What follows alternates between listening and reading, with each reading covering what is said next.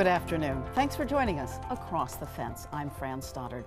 Our guest today is familiar to many. Howard Coffin is a seventh-generation Vermonter, author, historian, and raconteur who has uncovered and defended Vermont's significant Civil War history and reputation. He has also been instrumental in saving Civil War battlefields in the Shenandoah Valley and in Pennsylvania and probably beyond. Welcome, Howard. It's wonderful to have you here and to talk across the table with you. It's nice again. to be here again and yes. to see you, Fran. It's wonderful. So I just heard you've given over 600 talks in Vermont alone. This doesn't count when you go out of state. Does it ever get tiresome for you? It never gets tiresome. And one of the reasons is that I usually speak without notes. So I really surprise myself sometimes what comes out of my mouth. And so it's always an adventure.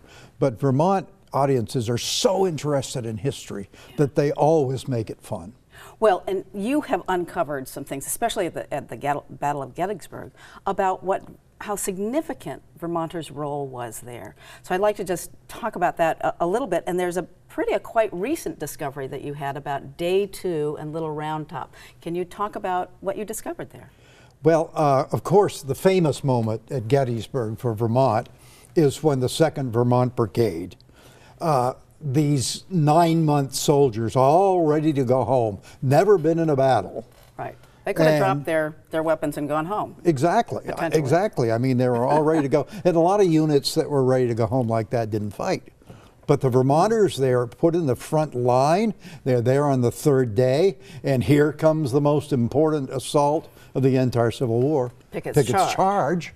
And at the height of Pickett's charge, with 6,000 Confederates trying to force their way through the Union line, the Vermonters, under General Stannard's orders, the Vermonters' orders, 900 of them swing out into no man's land in front of the lines and attack the southern flank of Pickett's charge, and they destroy it. And the Confederates say it was the fire from the right that beat us. They didn't know it was Vermonters, but it sure was. Wasn't Maine, which they... Well, not Maine. Maine comes in on the 2nd day. Okay. So we claim, we claim great success. I spoke at Gettysburg on 150th and said Vermont won the Battle of Gettysburg and waited for the onslaught, but it didn't come.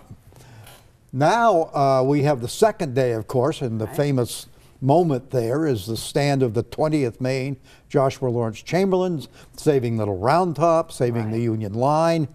But now I've got a talk I'm giving on the Vermont Sharpshooters. It's a different division. It's a totally different outfit. And the Sharpshooters are engaged on the 2nd day, and they are delaying the Confederate advance toward Round Top.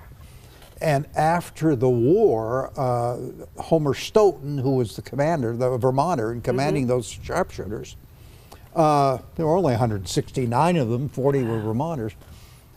He meets the commander of the Confederates who was attacking Little Round Top, and that Confederate says, had it not been for you guys, we would have had Round Top, we would have won the Battle of Gettysburg. It was the Sharpshooters who delayed their advance enough so the Union defenses were ready when they got there. So that puts Vermont in the mix for having won the 2nd day also. It's remarkable. That is remarkable. And you find these with letters and documents, and you're really changing history. How many letters and documents does it take, kind of in this day of when we're reconstructing and rewriting history? Does it take to rewrite history a little bit?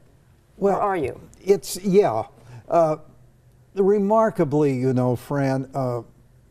Before I wrote Full Duty, almost 25 years ago, there hadn't been a history of Vermont in the Civil War written for over 100 years.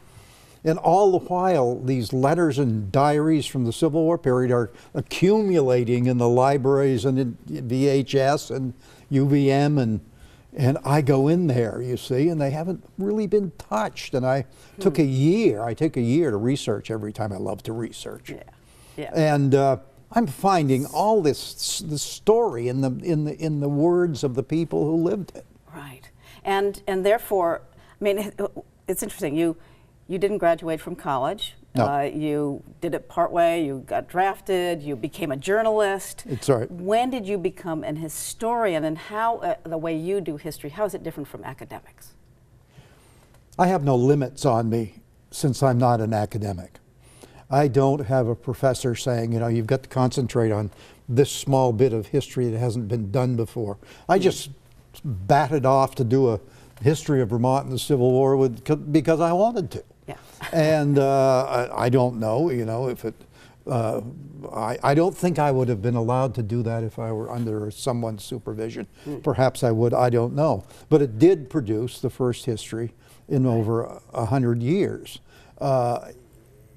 There's an immense freedom of being your own boss. Right. You know?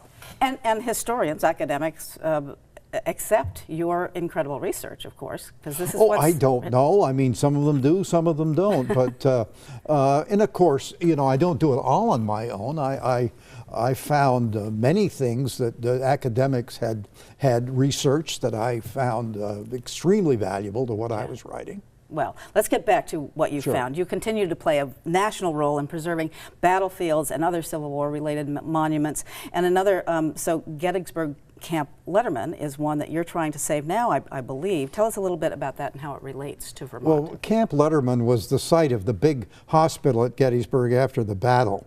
There were thousands of wounded, sick soldiers left at Gettysburg. The local people couldn't handle them. So a Vermonter, Henry Janes, a surgeon who came from Waterbury, was sent to Gettysburg to take care of all these sick and wounded soldiers, Confederate and Union. And he set up this huge hospital, and now the site of it is about to be developed. It's about to become homes. And there is a movement afoot to try to save like 15 acres where most of the tents were, where these men were treated. And I got a resolution through the Vermont legislature. That's a method I've used before. And the fight's still going on at Gettysburg. We don't know how it's going to come out. But Vermont has weighed in, and now Pennsylvania legislatures followed our example, and they've gone in to help the salvation effort. So maybe we'll get it. Okay. I haven't lost one yet. So you have colleagues in Gettysburg and, yes, and probably nationally as well. Yes, yes. They might weigh in on this. Oh yes, many of them have. We've had battles in the past to save the Shenandoah Valley battlefield, Cedar Creek, Winchester, the Wilderness, and yeah, you know, that was with Jim Jeffords' wonderful and that was very help. successful. Very successful, absolutely. But the battle always goes on. It never stops. Well, getting back to that hospital, you know, with these Vermonters that were on this 9-month contract, so many of them just at the Battle of Gettysburg. How many survived and made it back to Vermont of this? Well, the total number of casualties in the 2nd Vermont Brigade was close to 400, which is high percentage-wise. And I don't know the exact number of men left at Gettysburg for treatment, but a good share of them came back. And of course, when they came back to Vermont, they came by train up the Connecticut Valley. Yeah. And they were welcomed in Hartford and Springfield as national heroes. The word had gotten out. These people came out with flowers and pies and so forth. And then they come home and become farmers again and lawyers again and whatever. But a big effort was made to try to get them to re-enlist. They said no, they'd seen the worst of war. Okay. You know, over the last few years, Confederate statues have been removed in many places. What role have you played in that movement, and where do you stand on that? I haven't played much of a role in that yet, except that at the time of the Charlottesville event, I was interviewed by several southern radio stations. My position is, if African Americans want these Confederate statues taken down, take them down. They were great military heroes of the Confederacy, Lee, Jackson, Longstreet, etc., etc. But as Grant said at Appomattox, he felt sorry for those who lost, but they fought for one of the worst causes in human history, and that is true. They were defenders of a horrible evil called slavery. And if it bothers African Americans today who have been horribly treated in this country, take them down or put them somewhere in storage or whatever you do. Or even a museum.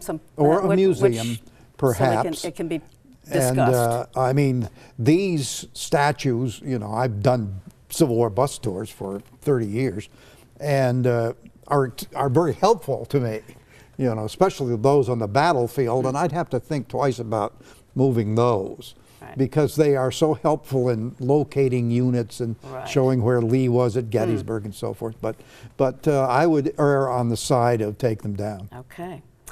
Your most current topic for some public talks that are coming up is about Vermont women in the Civil War.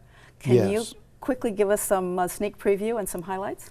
Yes, I'm giving these talks to the Vermont Humanities Council, just starting. It's an amazing story. 35,000 of the most able-bodied young men went to war. There were 30,000 farms in Vermont at the time. Imagine that, there's 700 now. Yeah. And without the men, it fell to the women and the children, the old men, to run these things. And it was, in many cases, an almost impossible task. And I have letters, I found letters and diaries from women saying, you know, I can't handle it, come home please. But not many. They rose up to the challenge. They worked all day, they worked 7 days a week, and then at night, they met to make things for the soldiers. It's an amazing story. As women do during war. Absolutely. Howard Coffin, thank you so much. And if you want to find out about where some of these talks are, you can go to the Humanities Council website, right? That's right. Okay, terrific. Thank you so much for joining me today. Thank you, Fran, a pleasure. And thank you for joining us across the fence. I'm Fran Stoddard.